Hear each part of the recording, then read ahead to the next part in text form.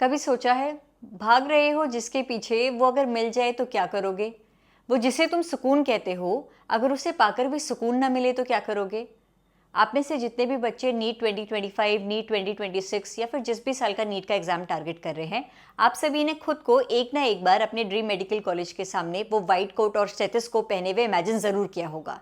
चलो अब ये इमेजिन कर लो कि तुम्हारे सामने तुम्हारा नीट का स्कोर कार्ड आता है और तुम्हें तुम्हारी मनपसंद एआईआर मिल जाती है और वो मनपसंद ड्रीम मेडिकल कॉलेज मिल जाता है। तुमने अपनी एमबीबीएस की जर्नी भी शुरू कर दी है और उस ड्रीम मेडिकल कॉलेज के सामने जो तुम खुद को इमेजिन क्या कर सकते थे, एग्जैक्ट वैसे ही तुमने पिक्चर भी क्लिक करवा दी है। व्हाट्सएप पर प्रोफाइल पिक भी अपडेट कर दी है, इंस्टाग्राम की बायो भी अपडेट कर दी है, फोटोज भी लगातार अपलोड हो रही है, व्हाट्सएप के स्टेटस भी चेंज हो रहे हैं।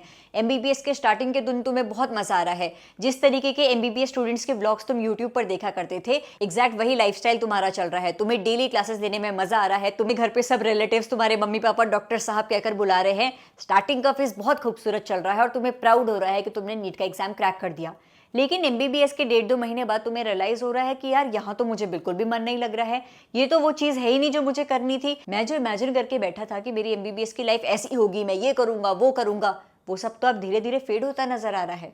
तब तुम क्या करोगे? हमेशा याद रखना, ख्वाहिशों का कभी भी कोई अंत नहीं होता।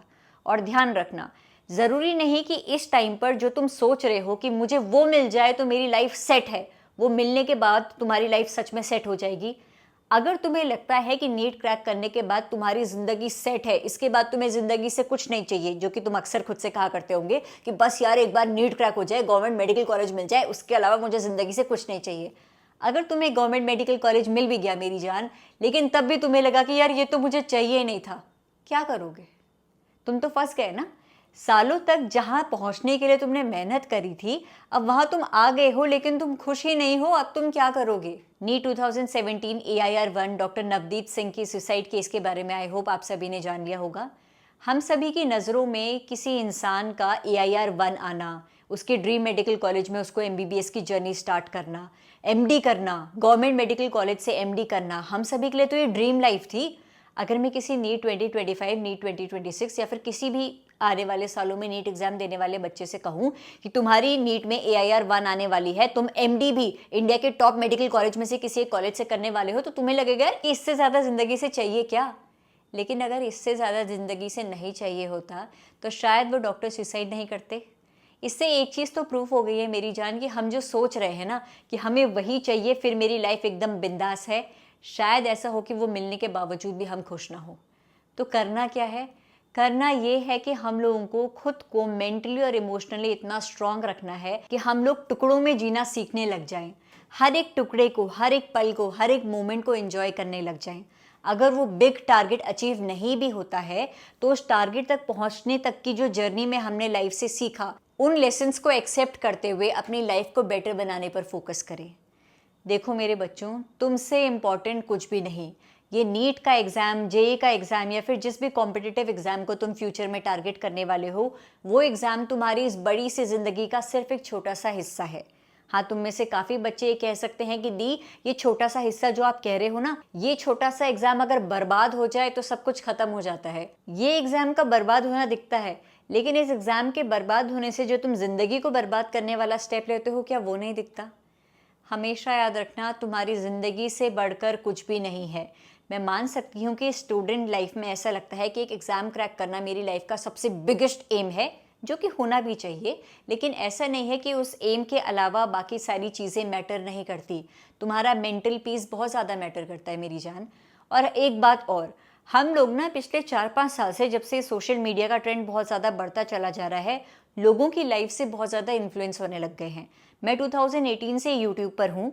जब से मैंने नीट टॉपर्स के इंटरव्यूज़ लेने शुरू करे हैं, अगर मैं पिछले 4-5 साल पहले की बात करूँ तो जितने भी टॉपर बच्चों के मैंने इंटरव्यूज़ लिए थे ना, उनमें से काफ़ी बच्चों ने अपने यूट्यूब चैनल्स ओपन कर दिए हैं। और काफ़ी तो ऐसे बच्चे भी हैं, MBBS स्टूडेंट्स, जिनका यूट्यूब पर चैनल इतना अच्छे से ग्रो कर रहा है, they have more subscribers than biology at ease. कई बार अच्छा भी लगता है देखकर कि ये बच्चा MBBS के साथ साथ सोशल मीडिया प्लेटफॉर्म पर भी इतने अच्छे से ग्रो कर रहा है। लेकिन क्या हो रहा है, अब बच्चे उन सभी MBBS स्टूडेंट्स को देखकर इन्फ्लुएंस हो गए हैं। उन्हें लग रहा है कि यार MBBS क्रैक हो गया तो यूट्यूब पर भी ग्रोथ हो जाएगी, पैसा ही पैसा आएगा, फेम अलग मिलेगा, स्पॉन्सरशिप अलग आएगी, लाइफ एकदम सेट है। ध्यान रखना, हर किसी की ज़िंदगी अलग है। यूट्यूब पर जो वीडियोस अपलोड हो रही हैं वो तुम्हें सिर्फ लोगों की ज़िंदगी के हाइलाइट्स दिख रहे हैं, dark side of the life तो तुम्हें नज़र ही नहीं आ रहा। कई बार ऐसा होता है कि मैं यूट्यूब पर वीडियो अपलोड करती हूँ, लेकिन वीडियो अपलोड करते हुए मेरे मन में बहुत सारे थॉट्स चल रहे होते हैं, मेरी फैमिली में कुछ प्रॉब्लम चल रही होती है, या फिर मेरे कुछ हेल्थ इश्यूज़ हो रहे होते हैं, या फिर ठीक वीडियो रिकॉर्ड करने से पहले मैं रोकर आंसू पोंछकर वीडियो रिकॉर्ड करने वाली होती हूँ, या फिर कभी वीडियो खत्म होने के बाद मैं बहुत ज़्यादा रोती हूँ क्योंकि मेरी लाइफ में कुछ प्रॉब्लम चल रही होती है। तो मैं एक एग्जाम्पल ही दे देती हूँ। आज से 1-2 महीने पहले मैं कुछ दिनों के लिए हॉस्पिटलाइज थी। वो हॉस्पिटलाइज होने की वजह से, फिजिकल पेन झेलने की वजह से मैं मेंटल और इमोशनल इश्यूज भी फेस कर रही थी। पैनिक अटैक्स, लो फेजेस फेस करना, ये सब मेरी लाइफ का इतना बुरा हिस्सा बन चुका था कि मुझे ऐसा लगा था मैं फंस चुकी हूँ, बाहर नहीं निकल पाऊंगी।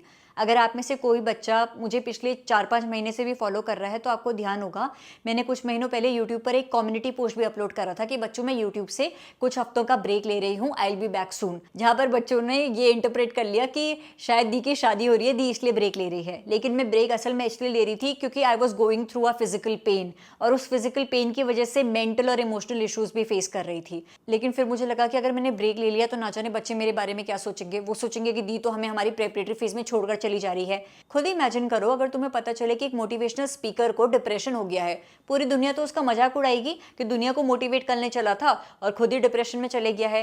वही वाली चीज़ हो जाती है मेरी जान। यही रीज़न है कि यूट्यूब पर या फिर सोशल मीडिया प्लेटफॉर्म पर कभी भी कोई क्रिएटर आकर तुम्हें अपनी डार्क साइड नहीं बताएगा। बहुत रेयरली ऐसा होगा जो कि असल में वो चीज़ दिखाएगा जो कि उसकी लाइफ में चल रही है।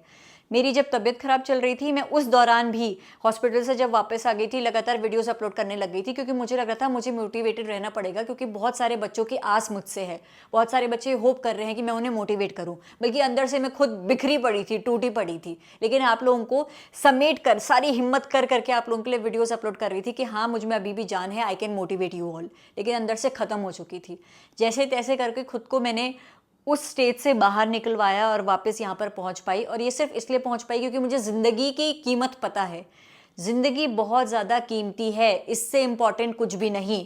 तो तुम्हें बस इतना ध्यान रखना है कि लोगों की लाइफ से इन्फ्लुएंस मत हो, सोशल मीडिया के ट्रैप में मत फंसो। लोग सिर्फ अपनी हाईलाइट तुम्हें दिखा रहे हैं, डार्क साइड कोई नहीं दिखा रहा है। इन हाईलाइट्स के बेसिस पर अपनी लाइफ को कंपेयर मत करो।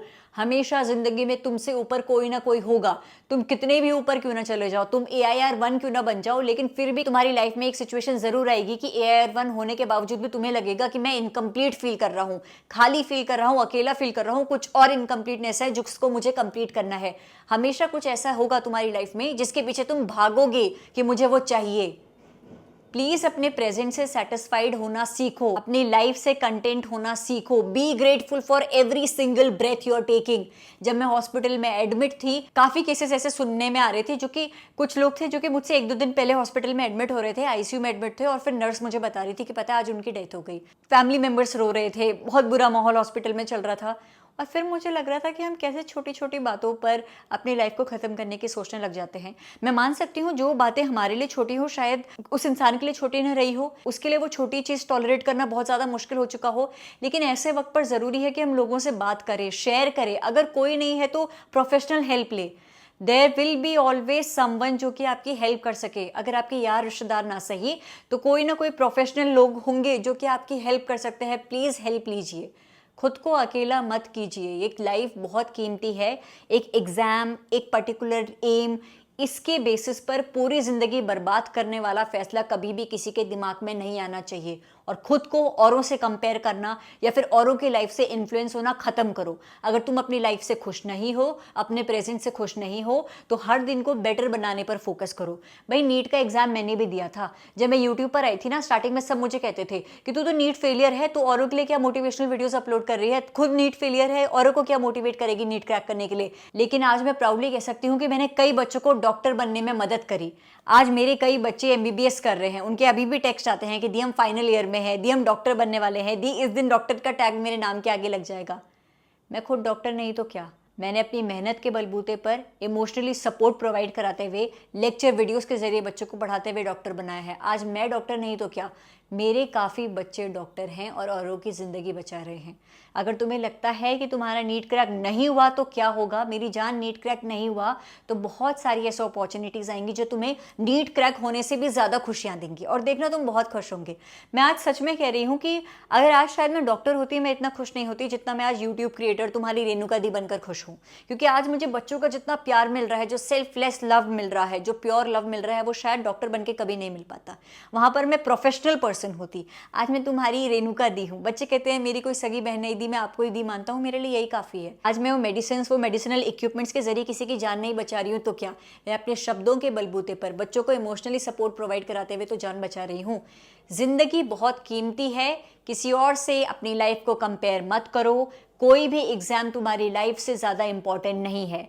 अगर कोई भी पेरेंट इस वीडियो को देख रहा है, आपका बच्चा बहुत ज़्यादा कीमती है, ना सिर्फ आपके लिए बल्कि इस दुनिया के लिए भी। वो इस दुनिया में आया है तो किसी पर्पस से आया है, एक पर्टिकुलर गोल के पीछे। उसको इतना फोर्स मत कर लीजिएगा कि वो बच्चा अपने लाइफ का पर्पस ही भूल जाए। अगर तुम्हें लग रहा है कि एग्ज़ाम क्रैक नहीं होता है तो खुद को प्लीज़ मौके देना। भगवान जी ने तुम्हें इस दुनिया में भेजा है तो कुछ सोच समझ कर ही भेजा है। इस लाइफ को अच्छे से जियो। जब तक भगवान ने लिखा हुआ है कि ये लाइफ तुझे इस धरती पर जीनी है, बहुत खूबसूरती से जियो और अपनी लाइफ को और औरों की लाइफ को अपने प्रेजेंस की वजह से बेटर बनाने पर फोकस करो। मैं कभी भी स्ट्रैटेजी मोटिवेशन वीडियोस अपलोड करती हूँ या फिर 6 month strategy 5 month strategy video upload करती हूँ, इस इंटेंशन से कभी नहीं करती बच्चों कि मैं ये कह रही हूँ तुम इस रैट रेस का हिस्सा बनो, भागो, तैयारी करो।